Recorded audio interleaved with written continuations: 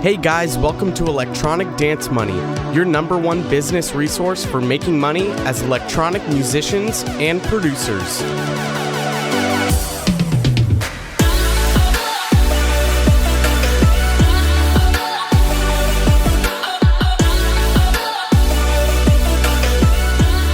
What's up, everyone? Welcome back to a brand new episode of Electronic Dance Money. I'm your host, Christian Casito. We got a great episode in store today.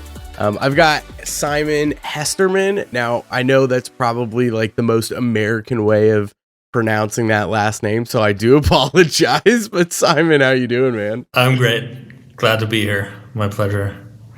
Awesome. Yeah, I'm super excited to have you here. You started with your buddy, ironically, Christian is his name, Masterchannel AI, which is a fun little app that I've been playing around with and some other people have been playing around with from South by Southwest, which is how we got introduced through Trace at Kingdom's Intersect Drum and Bass show. Trace came over, was telling me about Masterchannel, and he was like, the owners are here if you want to meet them. I'm like, yes, very intrigued. And so you and I started hitting it off, chatting a bit. And you got to tell me a little bit more about this mastering AI tool, which I'm sure many people you talked to during South by was like skeptical, but Trace talked so highly of Matt. He's like, this is the best mastering tool that I've seen yet, AI mastering. And I trust Trace thoroughly because he is that guy is like wickedly smart. I still need to bring him on the podcast. We've been talking about bringing him on forever, but what was that like? Because I'm sure you got a lot of skeptical people on mastering chain when you were talking about it during South by, but what was that experience like at South by, just kind of talking through the whole process with people? Yeah, I mean, first of all, shout out to Trace. He's the man. And I think meeting him was actually a great example for our typical South by experience, I would argue, especially with artists and producers. So at first, when we walked into Dub Academy, we were like, is this the right event? We were the first ones walking in. Like, there was nobody else there. It was just Trace and us. It's a little bit awkward. And then we were like, yeah, cool. We are from Masterchannel. Like, we're this mastering startup. And we started chatting about audio, like general terms, like, what's your workflow? What tools do you use? And then we got more and more into the details of how Masterchannel works. And like you can always tell that people are like a little bit skeptical because I think there's so much AI bullshit out there. Like, so many people use the term AI to just sell a very bad product. But we actually got him to try it out on the spot. We were like, do you have your computer with you? Let's not just talk on a high level, let's just dive into it and see what you think, because obviously you know your stuff, right? So right. Trace tried it out on the spot and he was like, damn, this is better than the master I did myself for my latest single. And then that was like the tipping point of the conversation, where he was all about like, oh, how did you build this? What are the next steps? And I think in general, you could argue that's like the typical tipping point people have to cross. When we talk to them, they need to interact with it, right? They need to see, what can it do for me?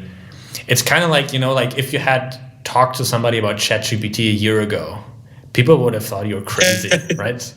And now that people have used it, like, you immediately jump into like use cases and like, oh, and I've used it for this. Oh, and this is so funny, It's like a completely different discussion. And that's usually the experience that we have as well, I would say.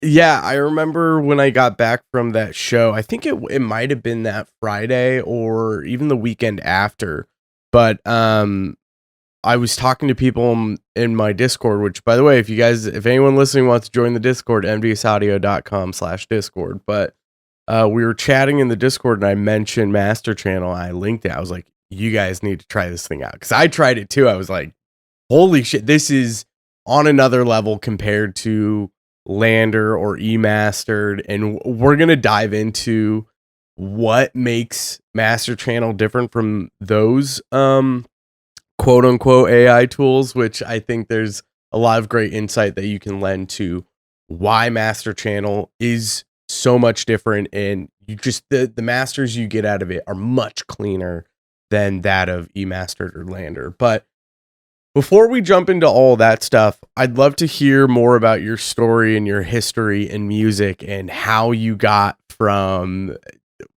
point A to point B to creating and mastering AI for electronic music.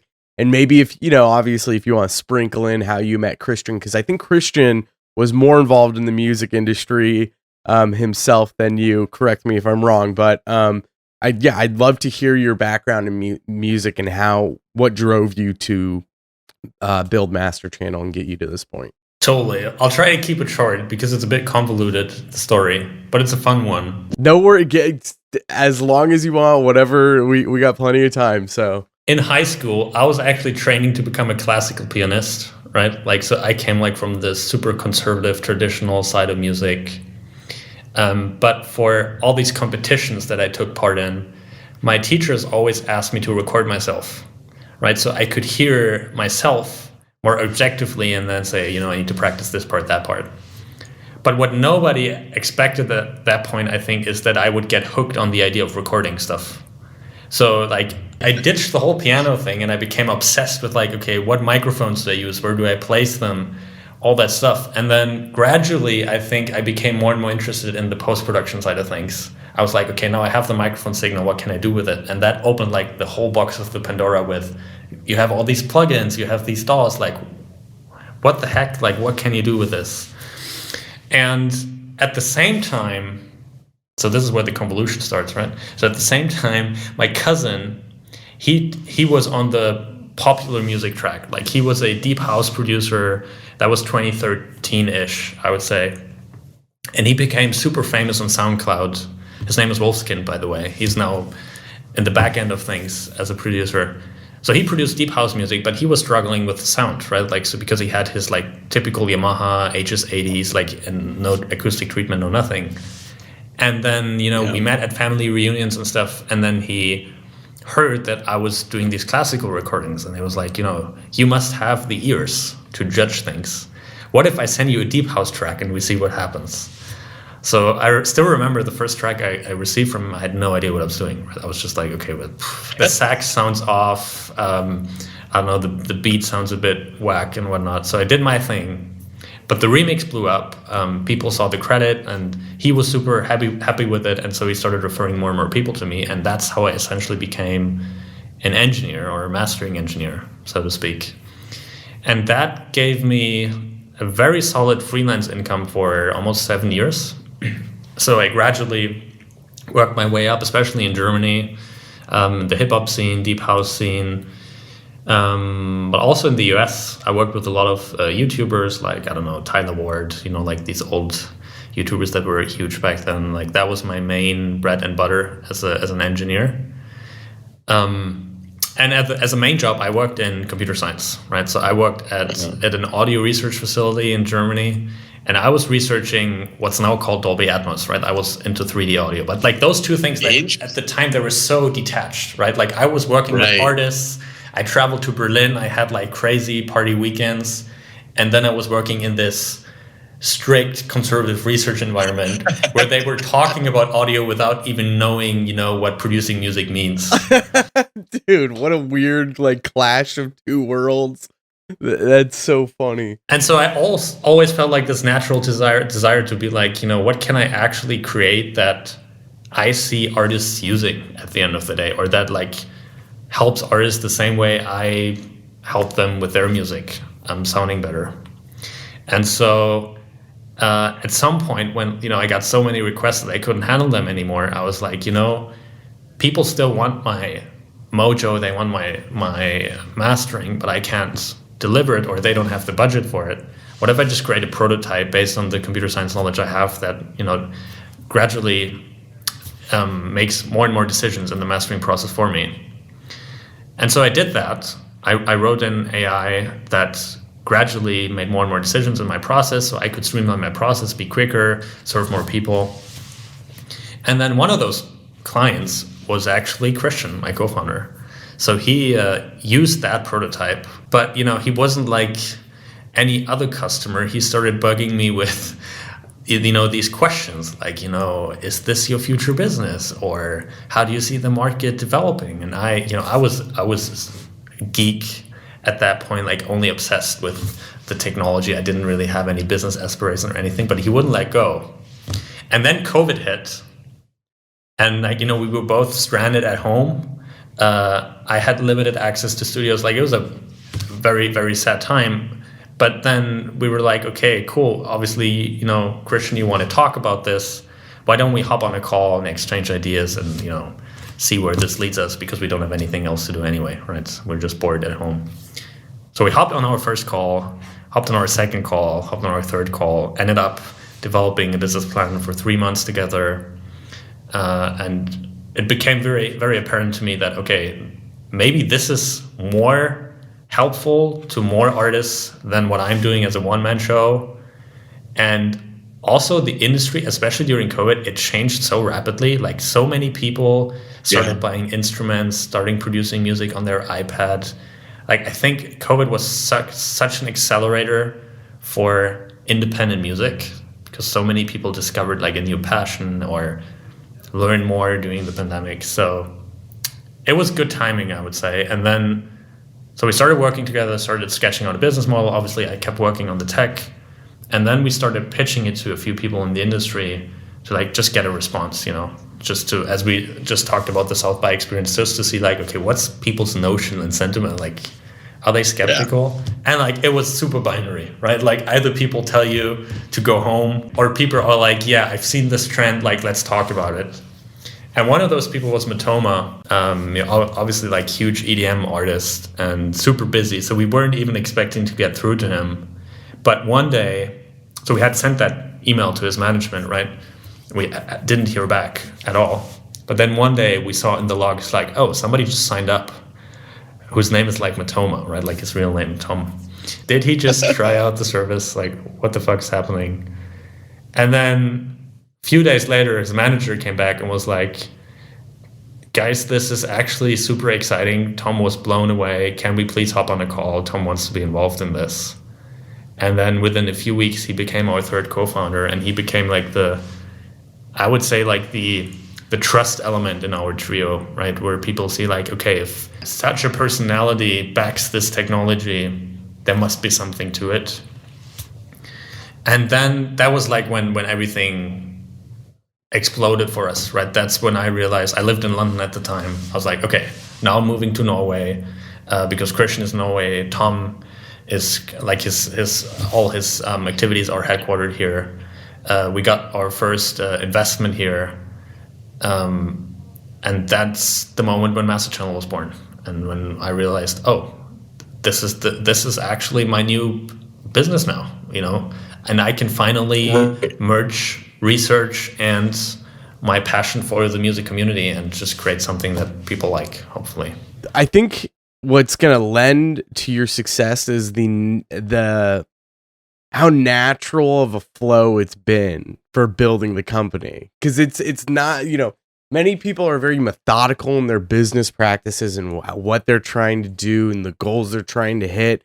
But it seems like you just kind of naturally fell into this thing that you really enjoy doing. And I think that the natural aspect lends to the tech itself, because it is like, I mentioned it is significantly different, the mastering process, than those other mastering AI tools. And your history too in doing audio research, I'm sure that how much did that play a part in you knowing exactly what to build the right way and how that affected the process? Was that audio research like a big helping tool in building this process? I would, well, first of all, appreciate it. Thanks for the flowers. But it's tough to say. I would say it helped me on like with the first building blocks. I knew the basics of audio, as we all do as audio nerds, right? I didn't have to look up what does sample rate mean. It's just basic, and that obviously helps. If you have these building blocks as part of your everyday vocabulary, then it's much easier to build something on top of that, as opposed to you have to start from the ground up and you don't really know what you're doing, right? So that certainly helped. But the interesting part I think about Masterchannel is, or the tech behind Masterchannel is, that it actually, like, it's so far from all the technical conventions that I was used to at the time. You know, when we built the tech, the latest thing I think that was around at that time was generating like fake people. You know, like this person is not real.com and those type of websites. Yeah, which those images are crazy. I mean, it's the way they can develop fake images of people that look so real. Yeah, so that was the point. Like, and all of that was very heavily based on, you know, traditional deep learning with huge data sets, right? So at the time, or even these days, if you're a machine learning engineer, people kind of expect you to have an idea of, okay, what do you make out of a huge data set? Like, and that's how I thought of our problem as well. In the beginning, I was like, okay, now if we want to build a mastering system, we just needed a lot of examples. But and I think in that sense, the audio research that I had done was actually more of a roadblocker, because I was so set in my ways of thinking about tech. You know, like this is how you do it, and so we're going to do it again, right? And it actually took us quite a few months to break away from that and realize none of this is actually working, because we don't get reliable output. Like, music is so diverse, and there's such a huge variety and different styles, moods, and people's intentions. Like, good luck trying to find a data set, even if it's 5 million songs that captures that. And then what do you do a year later? You know, like, you have new trends popping up. Like, you know, how do you even build that data set or keep that up to date and all that stuff? So we quickly moved away from that. And then the only thing that we really had left was, okay, I guess we just have to train the system like a normal engineer. So what we essentially did is we talked to a lot of people in the industry. And that's, by the way, like, I think that's also what I really like about how we approach this. As you said, naturally, we just talk to people in the industry. Like, we tell them what we're building. How would you do it? You know, like, I think that's such an important thing these days, that you incorporate people into the tech building process. And you're not like, you know, this is this AI, it's going to disrupt everything, deal with it. Right? Like, as we scale technology, we need to scale the human part as well. And so we've been in constant talks. How should we build this? What should we focus on? And we essentially came up with a lot of criteria that people told us were important to them in a good master, right? Like, aspects like, okay, I wanted to be true to my style. I wanted to respect things that are important in my genre. Obviously, I wanted to sound as competitive as commercial records. All those aspects. And then the only thing we did is we converted those into mathematical benchmarks. And then we equipped the AI with all the tools that a mastering engineer has at hand, and then we just let it run. We told it, okay, this is a mix. These are the criteria we have. Figure out yourself how to get there, right? And in the beginning, obviously, it's a complete mess. It has no idea what it's doing, right? But over time, it learns, like, okay, you know, kind of like as you are maybe in the studio, like tweaking things, being like, oh, is this better? Is this not? Like, it learns by itself, okay, this is what works for this track. This is the direction that works. And then I can build step by step what the final master is going to be. And that, I think that was the tipping point for when we realized, okay, yeah, we've now built something that works, that understands genres, can adapt to different styles. And I had never learned any of that, or even that thinking, in my research years. I think, like, it was just not a common thing, right? It's so interesting to see you, like, learn how you guys were problem solving of figuring out how to get this AI trained. Now, I'm assuming it's still training. As it's taking in data, it's still training itself and getting better and better. So I mean, and this is the fantastic part, both the fantastic and scary part. You met Kat at Kingdom, I think. Kat is super awesome. She goes by Maeve, and she's got her own little engineering project that she's actually brought me on to, because we were talking a little bit about coding. I've been playing around with Python for about a year now or so, starting to do front end stuff. So I'm joining Kat, helping her with her startup doing front end, which is super exciting. But her and I talk about AI all the time, because I think she has a master's in AI engineering. And so we listen to the Lex Friedman podcast. So her and I are just constantly talking about his different interviews. And it's really interesting to see the state of, like, Chat GPT and how crazy it's getting. And there is a threshold of, we have no idea when this thing is going to know what it's doing, like, know what it's doing, have its own intentions, and at that point is the cat out of the bag. We've connected this thing to the internet, so it can make a clone of itself and then leave, and then just go do it. Like that training aspect is insane, and especially in the music industry, the training aspect. I don't think that's what most people realize with AI is that when you get the true AI is when it can teach itself, when it's just learning off of the base code that it has and it improves upon itself. So, I don't think we can, and this is where I kind of want to get more into the tech side of things, especially with your competitors, because I don't think Emastered or LANDR, they don't have a true AI system that's learning off of itself, correct? So I don't know what Emastered, what they are doing, to be fully honest. We're friends with the LANDR guys. I mean, obviously they built their tech 10 years ago, right? There were different conventions at the time, and from what I know, and it's a valid approach, like as I said, like that's what I was expecting to do in the beginning as well. From what I know, what they do is they have a bunch of engineers sitting at LANDR mastering music from, I don't know, labels or like big catalogs, and then they feed those parameters into the machine, and the machine looks at the incoming audio and then figures out, okay, how do I apply those parameters? But I think the fundamental difference there is, right, so the LANDR machine, from, again, what we know from them is it learns, okay, this is the mix, these are the parameters I apply. It doesn't learn why.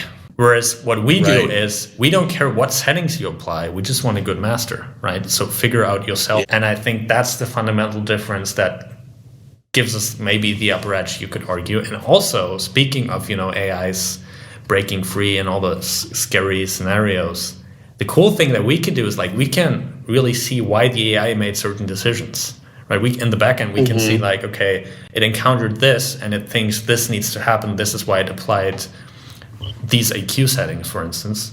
And then if somebody tells us, oh, this is not what I expected, or this is not how I want it to be done, we can inject a penalty, and then the AI knows, okay, next time I make that decision and I don't respect the penalty, I'll get another penalty. So I want to avoid the penalty, so I'll move away from that. And that's also so cool for us, because now we can talk to people. It's not just a black box where it is what it is, and it either works or it doesn't. But it's like we talk to people and they profoundly share like, how do I feel about the master? That's what we did with Trace as well, right? He said like, oh, and maybe you could do this and you could do that, and this is what I like about the Masterchannel version, this is what I don't like. And then we can go into the system and see like, okay, well, then what does the AI think, right? Like, what's its opinion on this whole matter? What the human thinks now. Why is the AI being? Yeah, what I think is super exciting about this too, that producers should understand, is that, I mean, first of all, like, especially when you're talking about mastering tools, mastering AI tools, they work well if you have a good mix. And I think, that lends itself to even just a master from a mastering engineer. Like, your master is only as good as your mix. So if your mixing isn't good, of course, like these tools, it's going to be tough to get the exact master that you're wanting. And, at least the benefit with a, mastering engineer is the mastering engineer may be able to give you some mix tips and help you, or even just mix the track for you. But that being said, I think the cool thing about this, with it being an AI that's training itself, is if you're a younger producer, as you get better at producing, the mastering tool is also going to get better at mastering. So as you come up and get better, your masters will naturally get better and improve over time with Masterchannel. So like, I think that is one of the key things to think about with this process is, even if your mixes aren't there right now, or you don't feel Masterchannel is for you at this moment, the cool thing is you can always jump in a year and see where the tool's at. And I guarantee that tool has mastered more tracks than you could even imagine within the last year and improved upon itself. And so it's just naturally going to make you a better master over time. So that aspect of training the AI is fantastic compared to LANDR. And I actually had an idea with a buddy of mine, going back to the LANDR side of things, where my buddy, he's a web developer, and we started thinking about building a business where we essentially did pretty much the same thing that LANDR was doing. I didn't know their process through and through, so it's really interesting to hear what they were doing. But what we were gonna do is we were gonna take like the top record labels in electronic music, go on Beatport, download like their highest purchase or their highest ranking tracks. And then we were going to master a bunch of tracks and get as close to a master of those tracks as we can. And essentially have default parameters set up, default settings set up for these specific record labels. And the idea was to have a business where, hey, if you want to master that sounds like spinning records, add this thing to your cart, check out, send us your WAV file, and we'll run it through the mastering process that Spinnin uses. And now you have a track that sounds like a Spinnin track for you to send to, and hopefully they'll sign it. And so we were eventually wanting to like reach out to the record labels and almost partner with them where we could have a direct line of contact from the people submitting the specific master for the specific record label. So it was kind of on par with like what LANDR is doing of like having these presets made from these engineers that master for these big labels. But we didn't end up going down that route because there was just other things that we were working on. But the AI side of things, it makes more sense to go that way because it's so much work for one person to be grabbing a track online. You know, if it's been 6 hours that someone's been waiting because we're asleep, and then we have to pull that track in, then we have to put it into our system, then we have to export it. Like that all takes time. So realistically, I mean, scaling that wouldn't make sense unless you get to that AI side of things. How do you feel, especially now that you guys are starting to kick off Masterchannel and push it out there into the world, and knowing what you know about the music industry and talking to everyone that's involved in the industry, but then also being on the tech side of the AI side of things, how much do you think AI is going to start changing the entire landscape of music and art? Because I hear a lot of people talk about, factory jobs are going to go away and more of the blue collar work is going to go away as AI improves and takes over those jobs, especially fast food jobs, self-serving counters, and eventually I'm sure robots will be in the back flipping burgers. So all that stuff is going to change, and I think that's good, but I don't think people realize how much art and music is about to change. Like, in the early 1900s, the car completely got rid of the horse industry. And yes, like that, people thought it was going to be the end of the world and everyone was going to get fucked, but it improved a lot of lives. As that's happening with AI, I think the big landscape that's going to change is art and music. What are your thoughts on what that looks like? Yeah, so I think my first thought is that I see AI really as a facilitator and as a democratic tool to a large degree, because if you think about how many people can now get into music with such a low entry barrier, and I think that also means that people who only know the craft but are not really creative by nature, they will be the ones that actually suffer from this development. So I think like on that end, you could argue, now anyone can do it. So it's no longer about, do you know only how to turn the knobs, but like what's your intention behind it, right? And I think that levels the playing field. And I think in the bigger sense, I think we'll see two main developments. We'll see one part of the music industry, you could really say, focusing on mass music. Like, I don't know, you have your workout playlist. Like, do you really care for that song, the workout playlist, to be like 150% your jam? Or is it okay if that's just enough to get you motivated, to kick off the workout? And I think, and that's like that part of the industry, if you look at it, that's already broken. Like the unit economics don't add up. You have producers like literally working in sweatshops to creating these type of tracks. And there's no real like fan interaction either. They're just there. You put on the playlist for your workout or whatever. So I think that's going to be a huge business for AI. And then on the other end, I think we'll have personality focused music, right? Like the same way we see it with celebrities these days. Like people, they might not necessarily admire people anymore so much for the unique music they create, but for the person they are behind the music, right?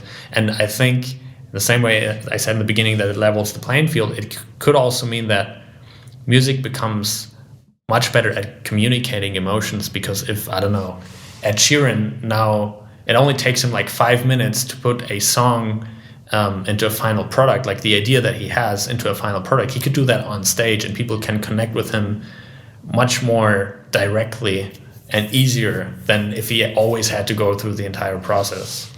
So that's like vaguely what I'm imagining, right? Like I see brands and personalities and intentions still being a huge part, because that's why you care about something, right? And that's why still maybe for your wedding, you want to actually, I don't know, arrive in a horse carriage, because that's just, it's cool, right? Like you still go from A to B, but it's like, how did you get there? And you already see that with art. Like even if people win in art competitions with AI generated art, like they still, some claim and some really do, like use it as a tool and say like, okay, but this painting is still who I am because I fed the AI with my intentions and like what I wanted to express, and it just helps me convey that message that I wanted to convey. And that's really how I like to see it. Obviously, we don't know how it plays out and like, what strings the major players are going to pull in the background. But I like to think of it very positively. And I think the best we can do as a creative community is embrace it and, become a significant user group so we can influence in what direction it goes, right? It's always easy to talk about something and be detached from it, but then being involved gives you way more insight and opportunities to actually shape it to your needs, I think. Yeah, I like that. I like that positive outcome. The horse and buggy industry got destroyed, but look at the greatness that we got out of it. I mean, we have cars that can ship things from one side of the country to the other. Prices go down, food costs go down, the ability to move food. Like there's so many massive incentives that you get out of this industry that you thought was going to ruin everything. And I think AI is that, so long as we can figure out the maybe slowing down of AI or humans catching up to speed with how fast it's moving in on us. But I think it's going to be, here's where I see this all going. I think eventually we're going to get to a state where an AI can create a song, especially in electronic music, that is no different than name any artist. And pretty much anyone can build that sort of song using an AI like that. What you said about personality and emotion behind the brand and behind the song, I think that's key. And I think that's where a lot of people should start shifting your focus, is figuring out what makes you different and unique and capitalizing on that. And even designing, like starting to design your sounds and your songs to reflect that uniqueness and that difference. One person I can point to is Rip Kenny, who is a buddy of mine. I've had him on the podcast a couple of times now, I think 2 times. And his sound is so unique and different from anyone else. Like his style is very on par with the Glitch Mob and Nero, and he takes heavy inspirations from them, and you can hear that. But the way he designs his sounds and the way his process is done is so much different than anyone else. And I think that's where you're going to get those key characteristics, where you're going to be able to tell the difference between some AI tool maybe or and an original artist. I think it depends on the genre, right? If someone's just making some generic deep house track, any AI eventually will be able to just make a generic deep house track. It's the character and the brand behind it that I think is going to shine the light on what makes it more human, more interesting. That being said, I think there's going to be full-on AI artists eventually. Like there will be big record labels that have to invest next to nothing. Like, they don't have to pay out an artist. They don't have to pay out the artist manager, the agent of the artist. There's all these middlemen that they can cut out of the deal, and they can just have some AI generated artist that doesn't even necessarily need to perform, or maybe they just do performances virtually, like on Fortnite, like, because that's a big thing. So you can have this animation of this AI artist, and you can pump out so many tracks for this artist. So, but that being said, like, exactly what you're saying, the intention behind using the tool, those big players will be able to design a sound that's unique for this AI that sounds like an original artist. Like, I think you're going to get that out of it with these big players, where they will know how to craft the sound for an AI tool. So, that all being said, I think the big takeaway is to perfect what's unique about yourself, and try to build that into the brand and utilize some of these tools, because I think they are going to be tools for the everyday producer that does this either as a hobby or wants to build a business and a career out of it. These tools are here for you to use. I can't tell you how many times I've gone on ChatGPT and I've had ChatGPT help me come up with episode ideas or naming episodes or content ideas. Like, that is a thing that I do, and I'm completely shameless about it, because it's the amount of time it would take me to come up with as good of an idea that ChatGPT does would take me hours, and now I can do it in less than a minute. So, these tools are here for you to use them at your will, and if you're smart about it and you can strategize with them, it's going to improve yourself. So, that's my thought process on the whole AI side of things. And I think definitely, what do you think producers should be paying attention to a lot of these AI tools? I think yes, because I think this is becoming our world. But where do you see anyone that's saying, no, fuck this isn't a real thing? You need to have the human element behind everything. AI is not going to take over this industry. What would you say to those individuals? I would say, prove your point, in the sense that, we're afraid of AI taking away agency from us. And then my response is usually, then just prove that you have more agency over it than it thinks you would have, right? And the fact that we as a society or as a music industry discuss this, right, as we are right now, I think that already shows that we are thinking about it the right way, right? Like, I would be more shocked if people didn't have these fears and were like, this is all fine, I don't care.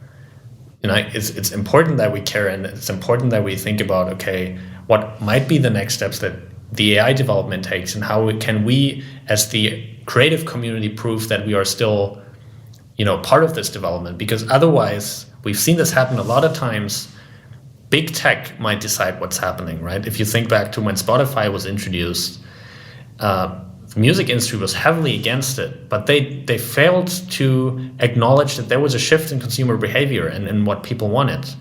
And, convenience is going to win no matter what. And at the end, a lot of people were screwed over, and the big players last minute, they changed their position and they ended up benefiting from it. But I think the same way I think about AI, think about it. Like, let's say you have no idea about the music industry, the people behind it, and you just want to put on music for your candlelight dinner, right? And you now have the option in 20 years to find like an artist on Spotify or a playlist, or you just tell your AI, can you please compose the perfect music for our dinner? Us, my fiance or whatever, but like, obviously you're going to choose, like, in that moment, you're being selfish and like, this is my candlelight dinner. Like, I'm going to choose the AI. And in that moment, obviously big tech has the opportunity, as you said, to completely bypass all the different institutions and like royalty streams that we have in place for the traditional music side of things. So now we need to step up our game and say, like, in that moment, we need to prove to that, fictional character, okay, there is actually benefit in choosing the playlist or choosing the human element to it, or play a live recording or something.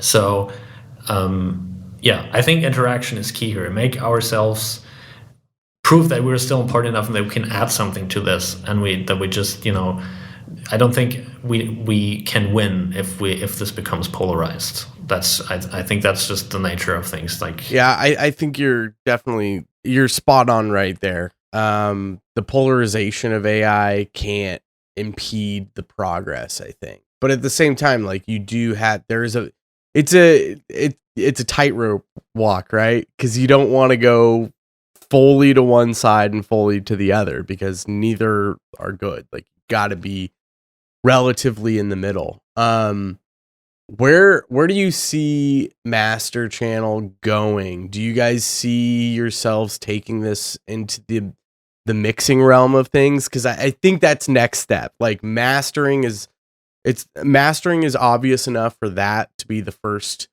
thing that's automated in the music process. And I think probably the next step would be either mixing, or it would be producing. I'm curious which is a more difficult task. I don't know if producing is, or if it's mixing. I would assume mixing, because mixing is very nuanced.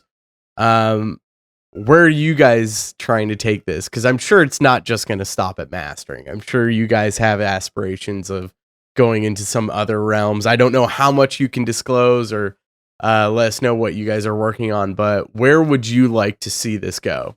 Yeah, no, we're pretty open about it. And we really approach it, again, from like the creator's point of view, right? Like, we talk all the time to our users. As I said, when you scale the tech, you also need to scale the human side. Like, we talk to our users nonstop every day, and we just ask them, how do you use Masterchannel? What are you missing? How does it improve your workflow?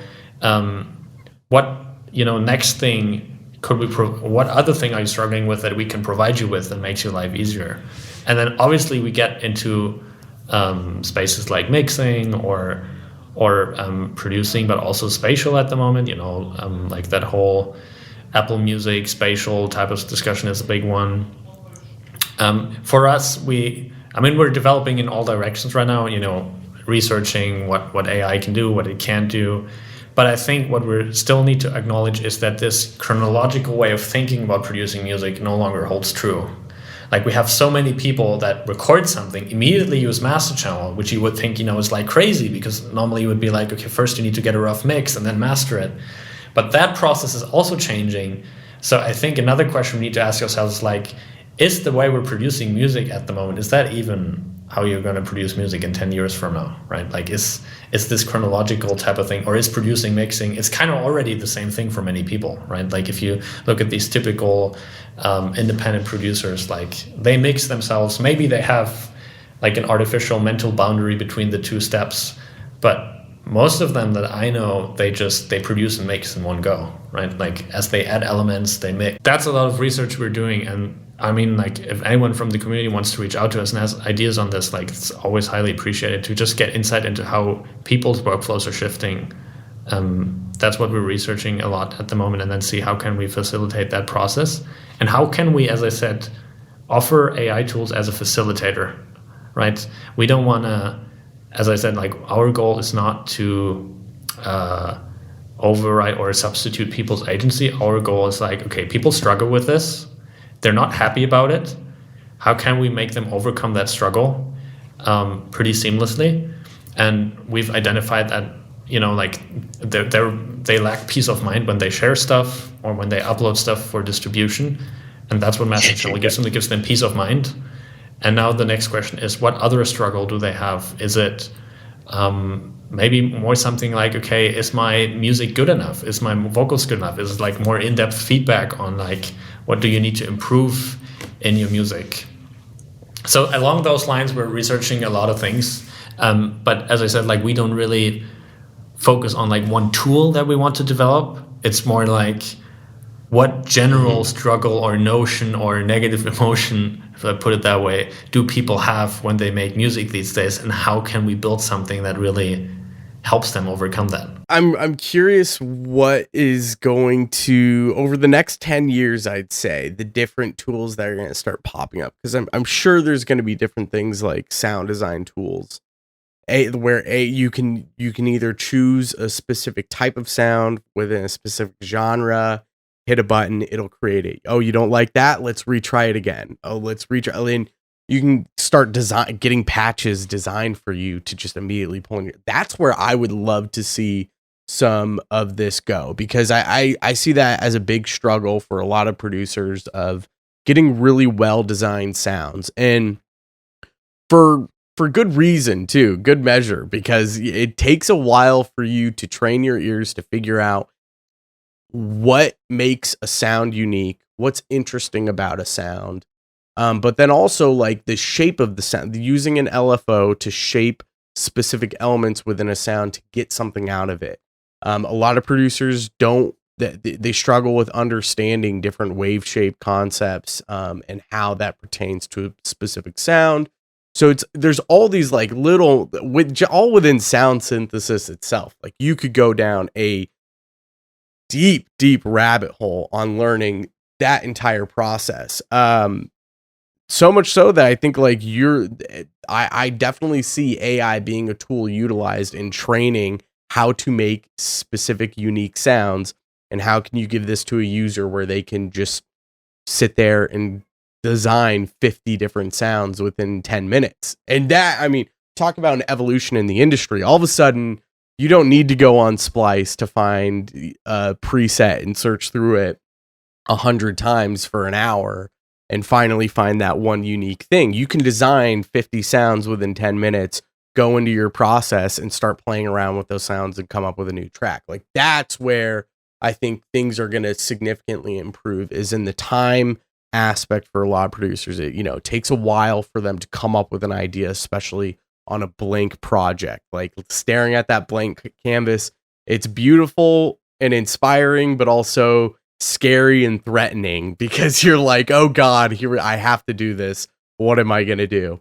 Where do I start? And the same goes for like drum samples. I see drum samples being the same thing, where being able to select a specific genre, maybe feed in some examples, and out an AI can spit you, here's the kick, snare, clap, and hi-hats that you want to use for this project. Go make something. Sony Computer Science Lab in France, they've actually managed to solve this task with an AI, so they can generate drum samples on the go, like instantaneously. So it's totally coming. And I love your example, like the example, because I come from the sound side of things, the example I always use is like, look at compressor plugins these days, right? Like most of them still have the same knobs that you had, like, I don't know, in the 60s, 70s, and 80s when you had like the actual outboard gear, right? Where I'm like, dude, like most people, they just want to, control the dynamics. Why do they have to learn the techniques of technology that was invented literally last century just to control the dynamics? Like, why has nobody like changed like this whole user interaction type of thing? And this is like how we like to think, like, okay, people want to offload responsibility and want peace of mind when they put out music. Okay, let an AI handle this, give them the peace of mind. And I think the same applies to, I don't know, generating samples, making more micro decisions, like using a compressor or an EQ. Like most of the tools we use these days, they're still heavily mimicking stuff from quite some time ago that was based on different technology. Now that we have different core technology, we can also drastically shape the user experience. But I think that part still hasn't clicked with many people. They still think an EQ is an EQ or an compressor is a compressor, instead of thinking in the more, okay, what's my intention behind it, right? Yeah, and I think, another thought process to understand too is there's so many producers nowadays, and even thinking to like the generation currently, everyone that's 9 years old, 10 years old, or even in their teenage years, think about the world they're living in, right? They're living in the TikTok world where they can sit there and scroll for 3 hours and get bite-sized 5-second videos that will either make them laugh, cry, angry, whatever. Like they're living in this quick emotion state. Now, is that going to get better? Is it going to get worse? Is it a bad thing? Is it good? Like, who knows? Don't have all the data on that yet. Don't have all the research studies, but I can only assume those that are coming out of that generation that will write music, they're not going to give a shit about sound synthesis. There will be some, there will be people who obsess over learning things and understanding the process, but you're seeing it today with a lot of producers But I think we're going to see it more so with the younger generation of they just want the damn thing. They don't care about the process behind it. They don't want to learn the process behind it. They just want the damn sound. They just want the track mastered. They just want they just want this thing done so they can push it out or move on to the next thing. And I think that's going to increase. I don't see that slowing down of people just wanting the damn thing. And I think that's where the process thinking about the process behind why do we design sounds in this way, or why do we build samples in this way, or why do we approach things in a specific way. And a lot of it has to do, I think, just with basically with the technology that we currently have, but then also the processes that have been handed down producer to producer, engineer to engineer, artist to artist over the last 50, 60 years. Like, it's all baked into us is like the old way of doing things. And I think that's still being, I think there's a lot of old people in the industry that are trying to keep that alive, mostly because they don't want, if that process dies, so does their legacy. Something like that, I can only assume. No, I always bring up one analogy in that context, right? And I always say, like, okay, when you think of how you take pictures these days, right? Like, everyone has their phone, obviously. But, like, would you hire your uncle to take pictures with his phone on your wedding day? No, right? You would still hire a photographer because you want, like, those 110% perfection, and you want somebody who, like, knows their craft.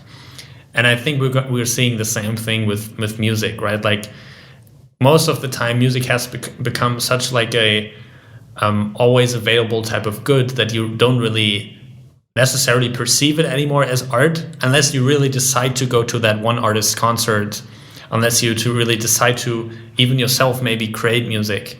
And I think that's where we also have to just distinguish, right, as like how we perceive music. Like, music is not always just music. Like, there's different nuances to it, and nobody would claim that a photo that you took on your phone is always better than a phone you took on a professional camera taken by a professional photographer. Each one of those scenarios, they have their own place and their own belonging. And I think, as you said, like, I would just advise against, in the literal music sense, I would advise against only trying to please a hi-fi audience, right? Because how many people really even have like a treated room with good speakers and actually appreciate all the engineering that went into something?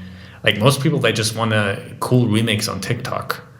And, I think it can be a little bit condescending even to just say to the TikTok people, oh, you're not doing it right. Like, you have to, be completely into it. The same way we as musicians wouldn't go to somebody taking pictures on vacation with their phone being like, you have to be a photographer. Like, we don't do it. Like, it's why make people's life harder? It's why. Yeah, the biggest thing with music is it's very subjective. There's no rules in music. You can do whatever you want. Like, there's some weird genres out there that many people would not find musical. There's many genres out there that I don't find musical, but there's like a very niche audience that does cater to this specific style of music. So there's always something out there for someone, and the more people that are involved in music, the more people that are creating and publishing and sharing, that's just moving the ball forward for everyone, right? One person that uses an AI tool to completely write all their music is not the same as someone who does it as a passion and creates the entire process themselves. Those are two different stories going on, and more than likely there's two different genres going on there, and more than likely those artists don't necessarily need to give a shit about each other, because one is not affecting the other. Everyone listens to music. I don't think I know a single soul on this planet that absolutely hates music and doesn't listen to it. There's plenty of ears out there that want to hear music. So what's interesting, if you look at Africa, for instance, right? Like, they didn't have a lot of the tools that we had in the Western world when it comes to the whole music production process. And with them, huge Masterchannel user group, by the way, what I love about them is, like, they don't give a shit. They just go from I have an idea to I create a song, because they don't even know that legacy exists. And that just such an epiphany to me when we spoke to our first users from Zambia. You know, like, they don't even know what outboard gear is. Like, literally what they worry about is like, am I going to have electricity that night to produce music? And that just, to me, shows like how convoluted our discussion has become, and how much, you know, just because we've invested so much into that old style of the business, we're kind of afraid of pulling back and saying, okay, maybe this is not the way forward. Whereas they can just say, you know, we never had it. Why would we care? Let's just go straight to, okay, you know, like easy music production. The same way in other countries, you know, they never had combustion engines and they go straight to electric vehicles, right? And that's so cool to see. And we had the same discussion when drum machines came out. Like, not I personally, but I heard from people in the industry, like, everyone was worried, like, okay, are we going to lose drummers? Like, what's going to happen? And certainly the bad drummers, you know, they lost their jobs. And maybe people were mostly happy about it. But then also you had all these new genres that emerged just because you now could create different sounds with the drum machine. And that's why I'm so excited for what's to come, because you have all these people that never had access to the traditional process that are now on stage creating new stuff. And that, you know, people living in poverty-stricken countries, like they've got very they've got interesting stories to tell, whether that is through the actual writing of stories or composing that through music. And with where tech is at now today, almost anyone around the world, if you have an internet connection, you can get your music out to people. You know, I've done, I think I did a podcast episode on it. I know I did a blog write on, you know, as tech gets better and cheaper, more people can write music, and you're going to get more creative, interesting stories out there written through music that you wouldn't, at 50 years ago, you wouldn't hear those stories because it was inaccessible, like being able to get into a studio and write music. And so we're going to get cool, interesting trends coming out of it, and really unique, different sounding stuff. And